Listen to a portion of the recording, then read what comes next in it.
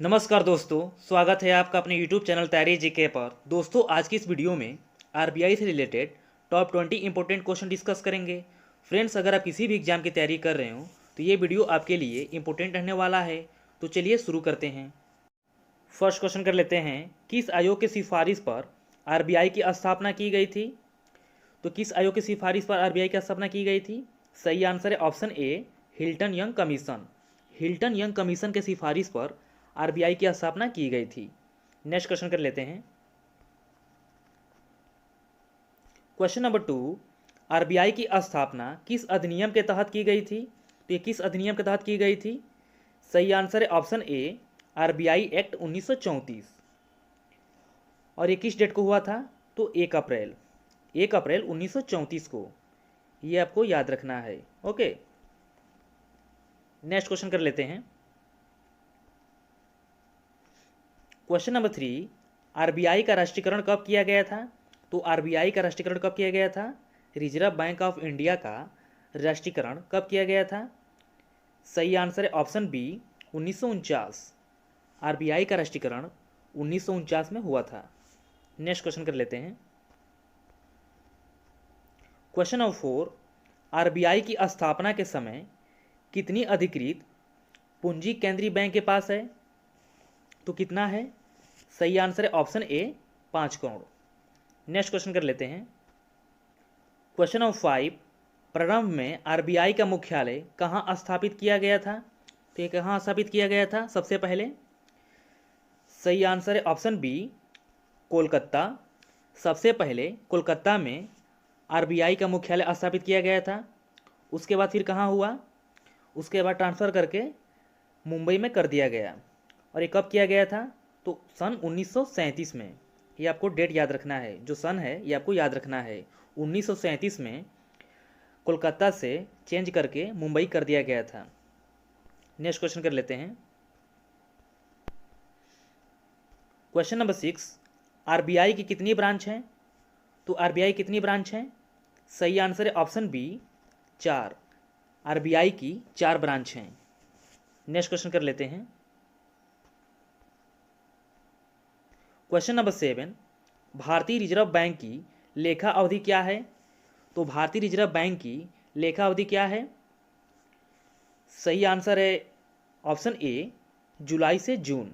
भारतीय reserve bank की लेखा अवधि जुलाई से जून है। नेक्स्ट क्वेश्चन कर लेते हैं। क्वेश्चन नंबर 8, भारतीय रिजर्व बैंक के प्रथम गवर्नर कौन थे? तो ये कौन थे? सही आंसर है ऑप्शन ए, ओसबोर्न स्मिथ। भारतीय रिजर्व बैंक के प्रथम गवर्नर ओसबोर्न स्मिथ थे। नेक्स्ट क्वेश्चन कर लेते हैं। क्वेश्चन नंबर 9, भारतीय रिजर्व बैंक के प्रथम भारतीय गवर्नर कौन थे? इसमें पूछा है प्रथम भारतीय गवर्नर कौन थे, तो ये कौन थे? सही आंसर है option B, C D Deshmukh. Next question कर लेते हैं। क्वेश्चन नंबर 10, आरबीआई की पहली महिला उप गवर्नर कौन थी? तो आरबीआई की पहली महिला उप गवर्नर कौन थी? सही आंसर है option C, KJ Udeshi. Right answer इसका केजे उदेसी, जो आरबीआई की पहली महिला उप गवर्नर थी। नेक्स्ट क्वेश्चन देख लेते हैं।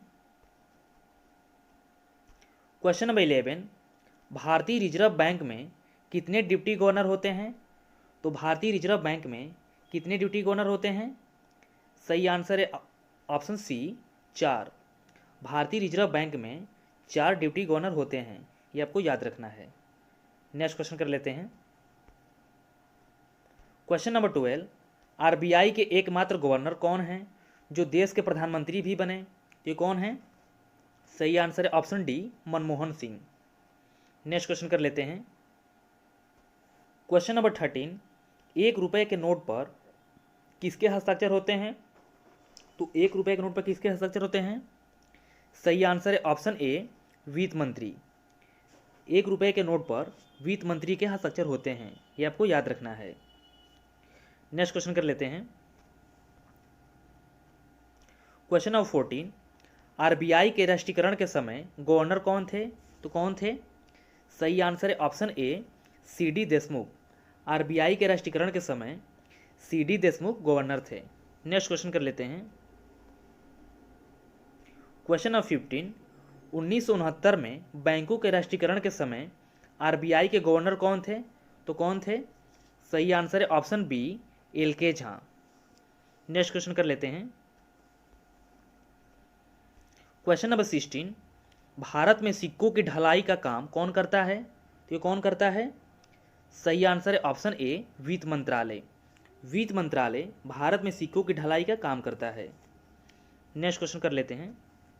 क्वेश्चन नंबर 17, आरबीआई के लोगों में कौन से पेड़ का चित्र है? तो आरबीआई के लोगों में कौन सा पेड़ का चित्र है? सही आंसर है ऑप्शन ए, ताड़। नेक्स्ट क्वेश्चन कर लेते हैं। क्वेश्चन नंबर 18, आरबीआई गवर्नर का कार्यकाल कितने वर्षों का होता है? तो ये कितने वर्षों का होता है? सही आंसर है ऑप्शन बी, 4 वर्ष। आरबीआई के गवर्नर का कार्यकाल 4 वर्षों का होता है। नेक्स्ट क्वेश्चन कर लेते हैं। क्वेश्चन नंबर 19, किस बैंक को बैंकों का बैंक कहा जाता है? सही आंसर है ऑप्शन ए, आरबीआई। आरबीआई को बैंकों का बैंक कहा जाता है। नेक्स्ट क्वेश्चन कर लेते हैं।